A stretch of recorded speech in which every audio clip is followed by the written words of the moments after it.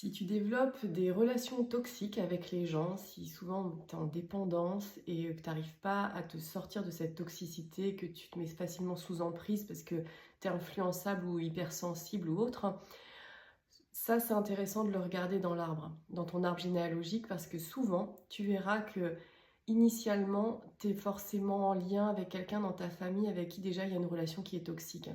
Ça peut être ta mère, ça peut être ton père, ça peut être ton frère, ta sœur, etc. Et en fait, ce qui est intéressant, c'est d'analyser cette relation, parce que c'est là où elle prend sa source, hein. C'est pour ça que dans ta vie d'adulte, tu tombes toujours dans des relations toxiques. Et de fait, je vais prendre un exemple le plus fréquent que je vois moi en constellation, une mère avec sa fille, et la maman a des comportements toxiques parce qu'elle-même, elle a eu une enfance compliquée, etc. Et de fait, déjà, tu as un problème de place. Bien souvent, les mamans qui ont des comportements toxiques avec leurs filles, elles sont en parentalité inversée. Donc en fait, l'enfant est à la place de l'adulte et l'adulte est à la place de l'enfant. Donc ça donne des adultes qui finalement ne prennent pas leurs responsabilités, font des crises existentielles, sont émotionnellement immatures. Et ces mamans-là, en fait, vu qu'elles n'ont pas géré leurs blessures, c'est ce qui les rend toxiques, hein, c'est justement le fait de ne pas avoir travaillé ces blessures, elles vont avoir des comportements toxiques avec leurs enfants parce qu'elles sont dans le déni de ce qu'elles ont vécu, ou alors elles s'en servent comme excuse pour justifier leur comportement. En fait, elles se victimisent, et du fait que c'est jamais de leur faute, c'est toujours la faute des autres. En fait, elles ne regardent jamais en fait finalement leurs failles, leurs blessures, en se disant bah, je vais être responsable, et puis bah, je vais aller prendre rendez-vous et puis travailler sur mes blessures. Souvent, ça donne plutôt mais moi, c'est pas de ma faute, j'ai eu une enfance difficile, et puis de toute façon, c'est les autres qui sont méchants, et puis moi, j'y suis pour rien. Voilà, mais ça peut être le père aussi, hein, ça peut se traduire différemment, mais ça peut être le père. Et du coup, en fait, quand tu as une relation comme ça avec ta mère, et ben toi, en tant qu'enfant, ça va être compliqué de te positionner déjà parce que tu prends en charge ta mère sur le plan émotionnel, parce qu'elle est incapable de gérer ses propres émotions. Ce qui fait qu'en fait, au lieu d'avoir une place d'enfant, déjà tu as une place d'adulte, mais en plus tu deviens un peu le doudou de ta maman. C'est le doudou qui réconforte. Et inconsciemment, et des fois, ça, on le voit aussi, il y a des mères qui font des enfants pour se réconforter.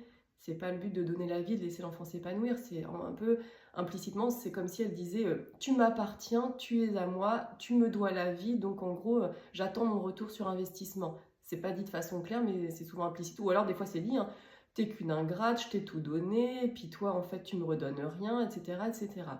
Donc, en fait, quand on a grandi avec ce genre de schéma de pensée, l'enfant va finir par l'intégrer en se sentant redevable auprès de sa mère, par exemple, en étant obligé de l'appeler régulièrement, en accourant dès qu'elle a besoin, en écoutant les jérémiades, etc., qui durent pendant des heures, en écoutant toute cette victimisation.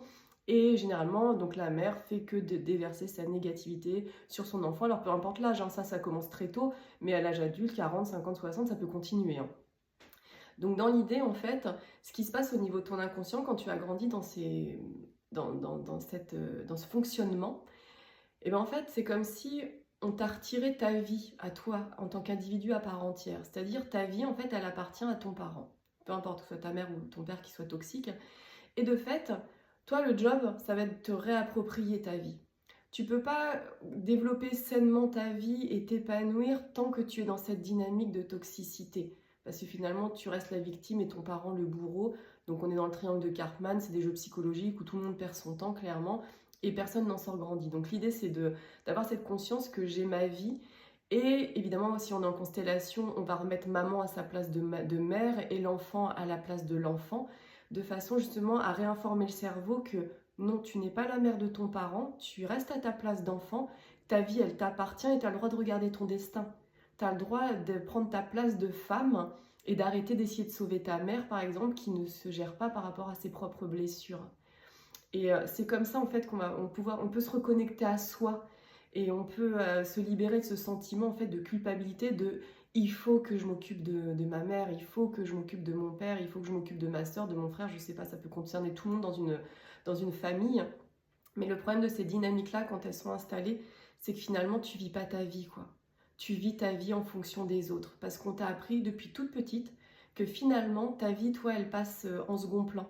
C'est les autres. Les autres sont plus importants que toi. Maman, c'est plus important que moi. Donc, il faut d'abord elle qu'elle aille bien, puis bah, après, je m'occuperai de moi, etc. Donc, finalement, tu fais passer tout le monde dans ta vie. Toi, tu passes au second plan. Puis un jour, tu te réveilles et puis tu te dis putain, j'ai déjà 40 ans. Ah ouais, d'accord, c'est passé hyper vite. Et puis en fait, tu t'aperçois que tu as tout donné aux autres et que tu t'es rien gardé. Donc, ça, c'est une dynamique, moi, que j'observe souvent en constellation. Et de fait, c'est vraiment important de se réapproprier sa vie, de pas culpabiliser de ça. Pourquoi? Parce qu'à partir du moment où toi tu te sens bien avec toi-même, c'est là où tu vas pouvoir avoir des rapports sains avec les autres. Après, les personnes toxiques, je ferai une vidéo dessus pour vous énumérer les différentes alternatives de comment je fais pour les gérer, comment je fais pour me sentir bien quand je suis en lien avec elles, comment je fais pour me sentir bien quand je décide de mettre de la distance avec elles, parce que c'est des choses qui vont être importantes à apprendre. C'est-à-dire que toutes les dynamiques que tu as mis en place depuis l'enfance, elles se sont automatisées en fait. Ça devient des schémas inconscients qui se mettent en place dès que tu es en lien avec les gens. Donc des fois, tu te poses même pas la question de savoir si ça te fait du bien ou pas. La relation est installée comme ça. Là, l'idée, c'est pas ça. C'est de regarder en fait jusqu'où cette relation, elle te fait du mal. Encore une fois, est-ce qu'elle draine ton énergie? Est-ce qu'elle te pompe? Ou est-ce qu'elle t'apporte de la joie et tu te sens bien après? À partir du moment où la relation est toxique avec un parent, c'est quelque chose qu'il va falloir travailler.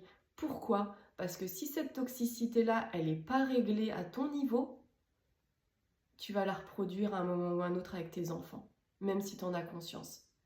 C'est-à-dire que tant que tu acceptes la toxicité avec ton parent et que tes enfants observent ça en fait, hein, parce que même s'ils sont petits, etc., ils observent que mamie, elle n'est pas sympa avec maman et maman, elle accepte ça, donc finalement c'est normal. Donc déjà là, ils commencent déjà à intégrer que finalement une relation toxique, c'est normal, alors que non, ce n'est pas normal. Et que de fait, toi, si tu n'as pas travaillé là-dessus, t'auras beau te dire jamais je fonctionnerai comme ça, etc. L'inconscient est toujours plus fort. L'inconscient est plus fort que tout le monde de toute façon. Hein, il mène notre vie à 90%. On a 10 petits pourcents de libre arbitre et encore, c'est pour ça que c'est important de mettre de la conscience sur les choix qu'on fait, sur comment je dirige ma vie. Est-ce que vraiment ça me plaît? Est-ce que c'est ce qui m'anime le matin quand je me lève? Ou est-ce que c'est poussif et je sais pas trop où je vais et je fais les choses parce qu'il faut les faire, etc. Et à partir du moment où tu vas régler ce problème de toxicité en lien avec ton parent, et en fait, tu vas éviter de le reproduire avec tes propres enfants. Parce que ça, et je vois beaucoup de gens qui me disent ah ouais, moi jamais je ferai comme mes parents, ça m'a fait trop souffrir. Ça te rattrape toujours à un moment ou à un autre si tu ne l'as pas réglé. Si tu continues à nourrir ce schéma, tu vas le faire avec tes enfants et tu t'en rendras même pas compte.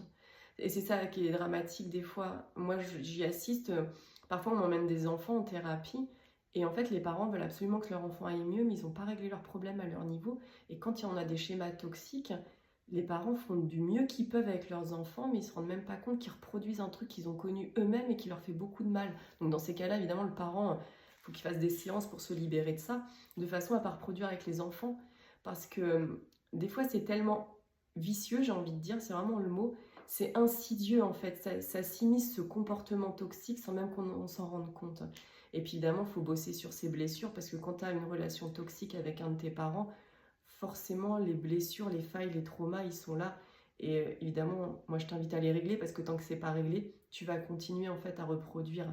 Ça se remettra peut-être pas en place tout de suite, hein. Peut-être que ça prendra quelques années. Et puis un jour, peut-être que tu te regarderas fonctionner en disant putain, mais on dirait ma mère ou on dirait mon père. Là, tu prendras un coup de fifi entre guillemets en disant waouh, ça je l'ai pas vu venir. Bah oui, parce que toute ta vie, tu te seras forcé à pas faire la même chose, ça te rattrapera. Tôt ou tard, de toute façon, ça rattrape.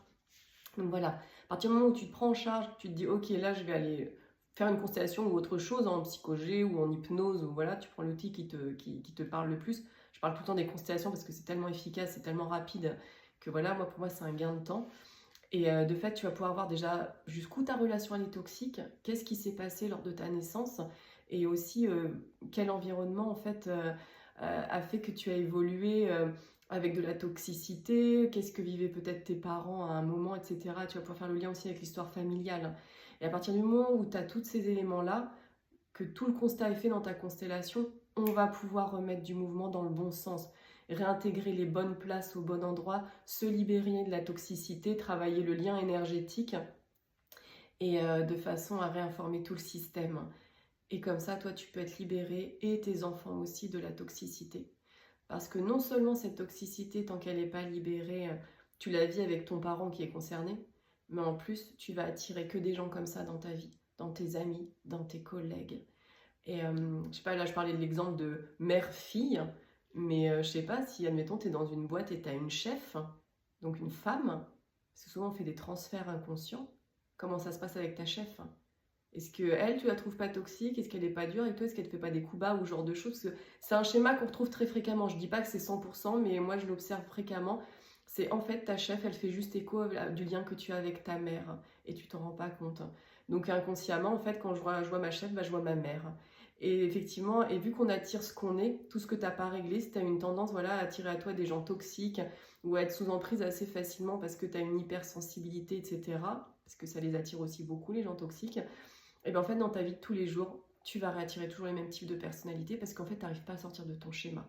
Donc vraiment, prends conscience de ça, observe tes relations à tes parents, si tu trouves qu'il y a une certaine forme de toxicité, hein. Il n'y a pas forcément besoin d'avoir été battu, violé, etc. pour être dans des relations toxiques, hein. Ça peut être juste de la maltraitance psychologique à coup de petits pics, de choses un peu insinuées qui font mal là où il faut, hein. Ça peut être juste ça ou une petite insulte à l'occasion. Et rien que ça fait déjà beaucoup de dégâts dans la psyché d'un enfant. Donc toi, tu te construis par rapport à ça, ce qui fait que tu intègres en fait que la maltraitance et la toxicité, c'est de l'amour. Et c'est ça qui est un truc de dingue, hein. C'est-à-dire que ta chaîne neuronale au niveau du cerveau, elle te raconte ça. C'est on me maltraite, donc c'est qu'on m'aime. Parce que depuis toute petite, en fait, c'est le schéma que tu as observé avec ta mère. Depuis toute petite, tu crois que quand elle est désagréable ou qu'elle se sert de toi comme doudou, comme pansement ou comme béquille, en gros, c'est parce qu'elle t'aime. Donc à l'âge adulte, si on me maltraite, si j'ai des gens qui sont toxiques, oui, je vais avoir mal, mais je vais trouver aussi ça normal parce que finalement, pour moi, c'est de l'amour, vu que c'est le schéma que j'ai eu dans mon enfance. Voilà, j'espère que cette vidéo pourra t'aider si tu es concerné par ce genre de schéma de toxicité. Mais moi, je t'invite vraiment à pas laisser traîner ça et à le régler assez rapidement parce que je te dis, après, il y a ton vécu à toi, tu risques de passer à côté de ta vie et après, il y a tes enfants derrière qui vont hériter de la même chose si c'est pas réglé à ton niveau.